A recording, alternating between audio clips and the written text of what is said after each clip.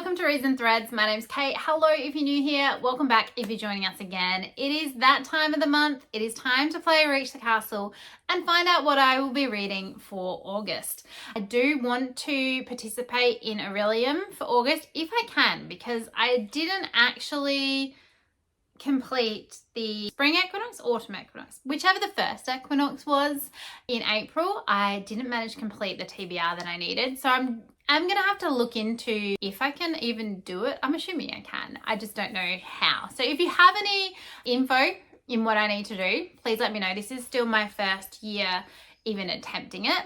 But I'm just going to do my random game, pick our TBR, and then hopefully some of the books that we do end up getting on there will be able to fit in with Aurelium. That is my plan to begin with. We are heading towards the end of the Romantasy bingo as well, and I still have a lot of squares that I need to fill in for that. 17 to be completely honest. There are probably some books that I have read throughout the year that will fit in there that I didn't specifically allocate a specific book to, so I can swap things out as it's getting closer, but I would like to try and get to some of the books that I did pick originally to go with that board. So that's the plan at the moment. See what we end up with and what we'll all work with.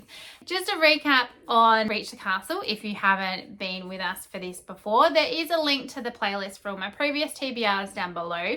However, there are 3 kind of extra spaces on my board where we could encounter some wildlife, let's say. If we land on the troll, we will do a spinner wheel of all of the books that I have had on previous Reach the Castles TBRs that I haven't gotten to, and then that will randomly pick a book that we will give another go.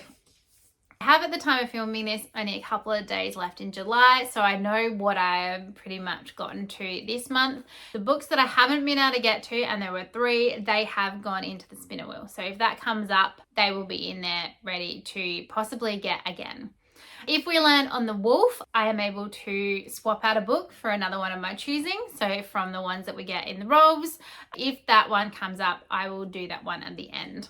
If we land on the elves, it is a self-care fun activity. We could go read outside, we could take ourselves book shopping, go read in a cafe, just something relaxing and nice. So not an actual book prompt, just a self-care activity. When we reach the castle as well, we get to pick a free book. All of the others will either give us prompt cards or specific books to read throughout the month. I love playing my game. Let's go do it and see how many books we end up with and how nice the board is to us this month.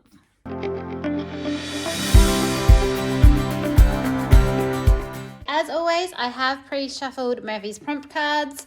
We are playing with my Zelda amiibo and the board is set up ready to go. If you hear the cats, they are currently playing, so they may run past at some point in different angles. But let's see what we're going to be reading for August.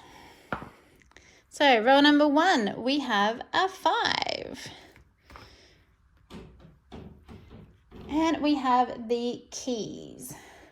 These are books that I added in 2015, 2016. So let's give them a bit of a shake up and we'll go with this one. So we have The Kiss of Deception by Mary E. Pearson. I think I have had that on a previous one before. Can't remember exactly, but very much looking forward to getting to that one. Roll number 2. Oh, it's right on the edge, but I'd say that that is a 9. And we have our Owls, which is our challenge cup. Now I have gone through and taken some books out that were with old challenges and prompts. So this one is fully up to date. We'll have a bit of a shuffle. Oh, some are jumping out. Actually, it is fairly full, so I might pop it in our bowl. And then if we need the bowl again, we'll just redistribute. So let's go with this one. We have Talon of the Silver Hawk. Now that was on last month's TBR maybe, and I didn't get to it. So That is interesting. Coming around again. Okay. Roll number 3 is another 5. The broomsticks. These are our new ones from 2025. So I will need to switch out the bowl. So let me just do that. Okay, so all of our ones are back in there. And now the broomsticks definitely need the bowl because they have not 1 box, but 2. So pop them all in there. Give that a bit of a mix up, and we will go for this one down here. And we have The Last Blood Carver by Vanessa Lee. Interesting. Okay, let's pop that one down and hope that we don't have to rearrange again, but we will see. I'm happy with anything. So roll number 4 is the biggest number we can get, a 12. 1, 2, 3, 4, 5, 6. And we've landed on the elves, so we're going to be taking ourselves out for some kind of activity, so that's cool. So we don't actually pick up a book for that one, so let's keep going. We're pretty close to the castle now, and 10 will get us there, so that reaches the castle and gives us a free pick. So it's a really short TBR this time and no prompt cards. Let's reconvene and we'll go over the books that we got. That feels like the quickest, shortest game of Reach Castle that I have ever played. And maybe it is just because we landed on the elves and didn't get an extra book.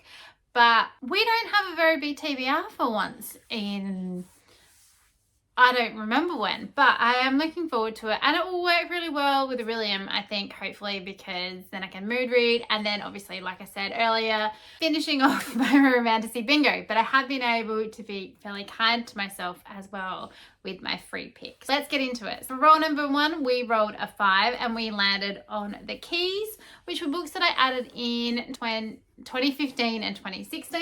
And we got Kiss of Deception. I did at one point have the cover like this from the library, but I have since then been able to pick up an older set from my friend Sarah of these, and we got The Kiss of Deception by Mary E. Pearson. This is so floppy. It's insane. Like, it just, yeah. I am really eager to get into this one. I have heard a little bit about how good it is, so I'm hoping that I will really like it.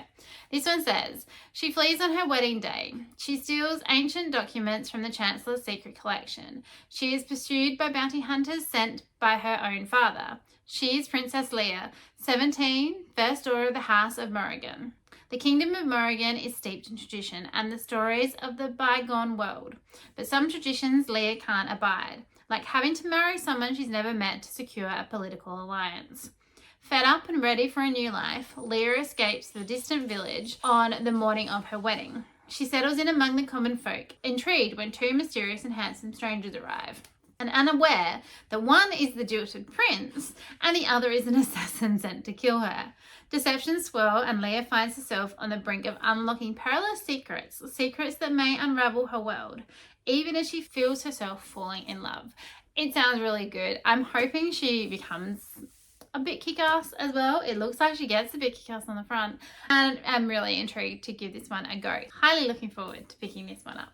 For roll number 2, we rolled a 9 and we landed on our challenge cup. So like I said in the gameplay, I have swapped out a lot of the books that are in there. Some stayed in there because they were like my 26 priority list. So there are still books on there that I haven't got to. All of the books that I had already allocated for Romantasy Bingo are in there, my Buzzword Challenge books, that kind of thing. But we got Talon of the Silverhawk, which I had put back in to this for a Herkhead prompt to read for the periodic table. I need a book with an element in it, and silver is an element on the periodic table. And I also need to read a book with a colour word in the title, and silver is one of those. So this could work for both. We have Talon of the Silverhawk by Roman E. Feist. This is in the middle of a hugely ginormous world of books, though it is the beginning of the next kind of series iteration within that. We start with Magician, which I have just above me up here, and we're talking like 20 to 30 books later, you end up with Talent of the Silverhawk. I don't even remember how many I've read, and it has been a while since I picked this up. I'm hoping I don't need to fully remember what was going on in the series when I do get to this one. But as this is the beginning of a new series within that iteration, I will read you the back. I don't think that it spoils anything because I'm pretty sure that I have read the back of this before and it was fine. Says, a powerful new epic fantasy series from one of the great masters of the genre. For 4 days and nights, Keeley has waited upon the remote mountain peak of Shantahigo for the gods to grant him his manhood name. Exhausted and despairing, he is woken by the sharp claws of a rare silverhawk piercing his arm, though later he is not sure if it ever happened. Devastation greets Keeley on his return home. His village is being burned, his people slaughtered. Although it means certain death, Keeley throws himself into the battle and survives. A distant voice echoes in his mind. Rise up and be a Talon for your people. Now he is the Talon of the Silverhawk, and he must avenge the murder of his people at whatever cost. See, this sounds extremely different to the rest of the Roman E5 series. That now I'm wondering if it is connected to those at all. Either way, it is the first in a series, so it doesn't matter. And I probably had this same discussion with myself when I had it on my TBR the last time, because it was either literally last month or the month before. So I'm not sure. It has very recently been on there, and it was on our spinner wheel if we ever landed on the troll. But hopefully I can get to this one this time. Considering how short this TBR is, if I don't get to these, it's probably going to be a bit of a travesty. So we're going to get back into Roman E5. I do really enjoy his writing style, his world building. He is an awesome fantasy author that I have really enjoyed reading in the past. I'm hoping that it still holds out for me. Like I said, it's been a long time since I picked one of these up, but that's our book 2. Roll number 3, we rolled a 5 and we landed on our broomstick. So this is the tub that has the most books in it to date. I don't think 2026 is rivaling it at the moment, but we pulled out one that I came across when I was at work one day, and that was The Last Blood Carver by Vanessa Lee, and I do still have it out from the library. So one I accidentally prepared earlier and didn't even know about it. I just really liked the cover. I don't know if it's coming up, but it all looks like it's stitched with embroidery, like this heart on the inside, and it just seems like a really intriguing story and idea. So this one I think is a duology, so it wouldn't be a huge undertaking if I did start this one. This one says, Nika is the bug carver, a cold-hearted, ruthless being who can alter human biology with just a touch. In the harsh industrial city of Themis, she is seen not as a healer she is meant to be, but as the monster that kills for pleasure. And in the city's criminal underbelly, the rarest of monsters are traded for gold. When Nika is finally caught by the infamous butchers, she's auctioned off to the highest bidder, a mysterious girl garbed in white. But this strange buyer doesn't want to use Nika as an assassin or a trophy piece. She intends to use Nika's blood carving to heal the last person who saw her father's killer. As Nika delves into the investigation amid Themis's wealthiest and most powerful, all signs point to Van Kotchen, an alluring yet entitled physician's aide intent on casting her out of his opulent world. But despite his relentless attempts to push her away, something inexplicable draws Nika to him.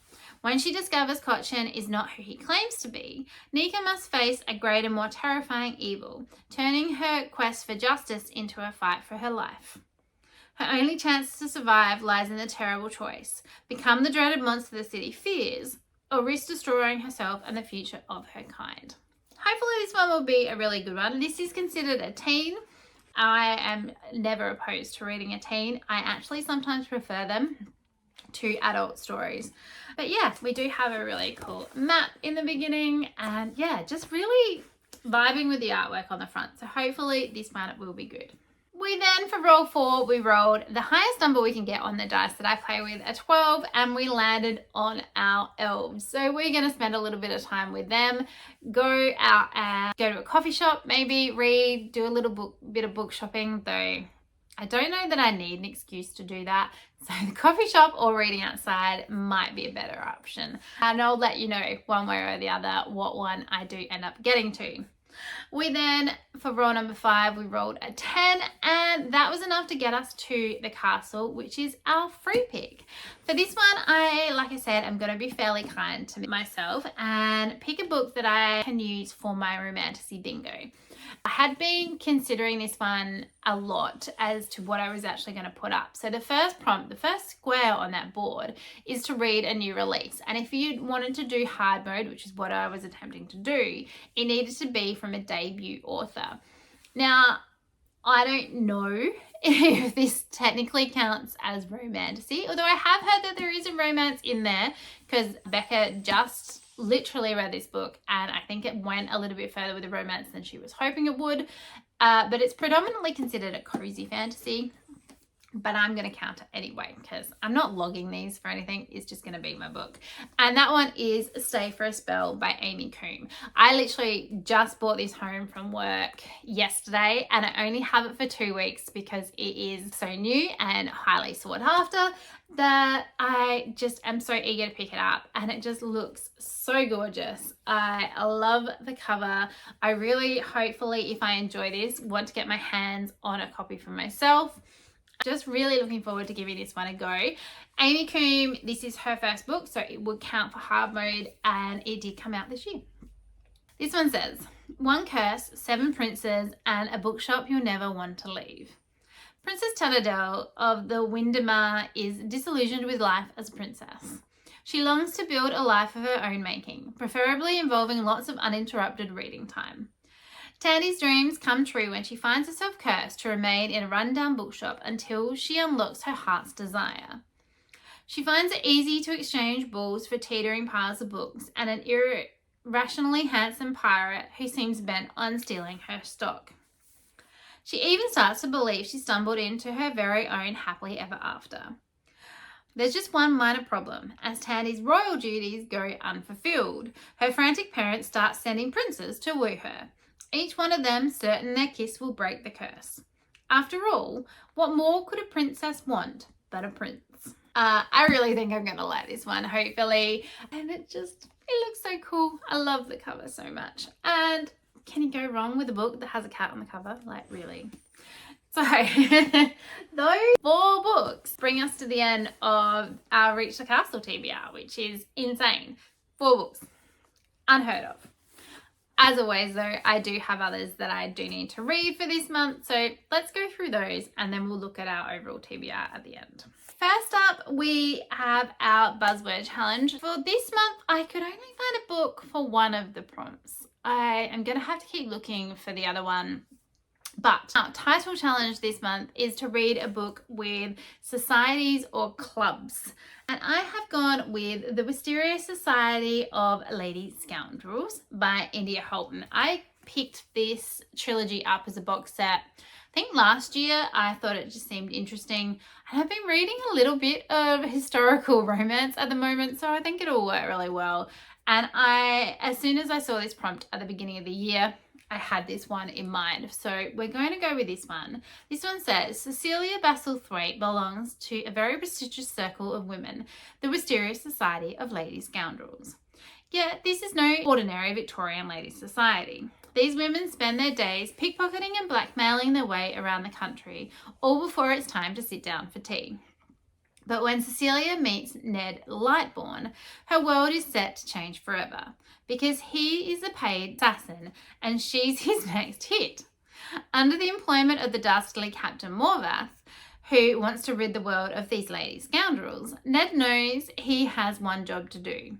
But when he lays eyes on the feisty, beautiful Cecilia, he's faced with a conundrum. Does he kill her or fall in love with her? He says Bridgerton meets Peaky Blinders in a swashbuckling tale of scoundrels in society, crimes and crumpets, as these enemies turn to allies and might just fall in love along the way.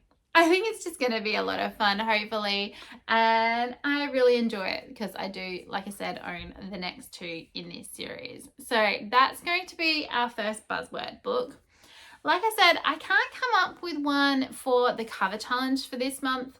The prompt is damage on the cover, and I just haven't come across a book that has any kind of damage on it. So I'll have to keep looking for that. I think what I'm going to do is go back and read the ones that I've missed so far. So there's two options for that. So in April, we had a book that had accessories on the cover, and I planned on reading my Dorinda Jones book, Sixth Grave on the Edge, I'm pretty sure is what it was called. I do have that one on ebook, so that's an option. And I have to read Anathema by Kerry Lake, which was the prompt for June, which was wings on the cover, and my one-word title. So both of those two books worked for both challenges. So I've ended up missing them for both challenges. Anathema is also a book that I have in my Romantasy Bingo challenge, so that would really work well for that one. This one says, you see the dead girl. Have you ever stared death in the face yourself? There are whispers of what lurks in which knell. The forest where sinners perish. The villagers call it the eating woods, because what's taken is never returned. Only those who've lost their senses would dare to go near it, or the banished. Mavis Bronwick knows better than to enter the mystic labyrinth, but tragedy forces her beyond the archway of bones into the dark, fantastical world. There dwells Evander Riordan, the cursed lord of Edelon, the cold-blooded assassin tasked with hiding her from the magehood that seeks her death. The Evander must protect Mavis, whose blood can break his curse, but his growing obsession with her threatens to destroy everything, including himself. I really do stumble over their names a whole heap of the time, but hopefully I really like this one. I really love the cover on this one, and I can get to it this month. Considering that we only have a few books, it's going to work out pretty well, I think. For Adventures in Aeldia, Lunaria and Artemis are making their way from, where are we at the moment? 7D to 8D. So this path just here. And we are going to be doing some stargazing along the way. The prompt says to read a book with stars on the cover. In July, I read Heavenly Bodies by Imani Eruru and absolutely loved it. I had such a great time. I gave it 5 stars. Little spoiler for my wrap-up video for July. But I am very eager to continue on, knowing that the second book is currently out. I am going to be putting Fallen Stars, which is obviously book 2 of the Heavenly Bodies series. Does it have a series title? Where is the book? I don't currently have Fallen Stars. I do have it on hold. But no, I think the series is just Heavenly Bodies. Well, according to the first book anyway. So Fallen Stars is going on. This is the cover that I have seen. There are stars on there. It counts. There were a fair few books that I could have used for this prompt. There are quite a lot that do have stars on it. This one we're following Alara and Enzo. Alara is a princess that is kidnapped at the beginning of Heavenly Bodies and forced to work with a neighboring kingdom that has kidnapped her in an attempt to overthrow the stars, who are the gods in this world, and take back her throne. She has been fated to one day fall in love with the king of the stars, and apparently that will lead to their doom. She, however, falls in love with Enzo, and he is the prince of the kingdom that has kidnapped her. And that causes no end of issues. So it was a really good time. I would highly recommend checking it out if you haven't already. But like I said, super eager to get back into this one. Just super glad that it fit for a prompt now, and that I wasn't going to be waiting ages to get back into this world and to this book. I could have picked up the second one straight away. I was that into it. But knowing that this prompt was coming up for Adventures in Aeldia, I did decide to wait. And I think it's just going to work perfectly. The last book that I need to officially add on to my TBR is my Book Host Book Club book. We're not meeting till mid-September, so I do have a little while, and if I don't end up getting to this one till September, that is fine. But this time we picked out Everyone in the Group Chat Dies by L.M. Chilton. So this was Michelle's picks. It seems kind of similar in the veins of like everyone in the family wants to kill themselves, or you know, those kind of books. Can't even remember the title. I've tried them, weren't my fave. Hopefully this one's a bit different. I don't own this one, so I have just looked up the synopsis on Goodreads, and this one says, a deliciously thrilling new novel about a mysterious threat that puts targets on the backs of a group of roommates. From the author behind the darkly funny, hilarious, twisty, and completely charming Swiped, which I've never heard of. Kirby Connell needs a break, particularly from her crumbling apartment in a sleepy town that is only known for serial kill. What? That doesn't make any sense. In a sleepy town that is only known for serial killer in the 90s. Her dead-end job, a sleazy landlord, her sloppy housemates, and most of all, the terrible thing they all did. Luckily, it hasn't caught up to her just yet. Until a new message in an old group chat pops up from ex-roommate. Everyone in the group chat will die. The threat isn't the most disconcerting part of this. It's the fact that Esme died a year ago. Okay, that doesn't really tell me a huge amount about it, but hopefully it'll be entertaining in the least. So that, in total, is all our books. So at the moment, we have only really added 3. That leaves us with a nice stack, I think. I am looking forward to getting to all of these and giving them a go. What are you thinking of reading in August? I would love to know. Please leave your TBR in the comments down below. As always, if you would like to, I have linked down below my Goodreads, my Storygraph, and my Instagram. So please feel free to come and follow me over on any of those platforms as well. If you've liked this video, please do think about giving it a like and hitting that subscribe button. I would love to have you on board. Hopefully your reading's looking great, and I hope that wherever you are having a really wonderful day. And we'll see you next time. Bye.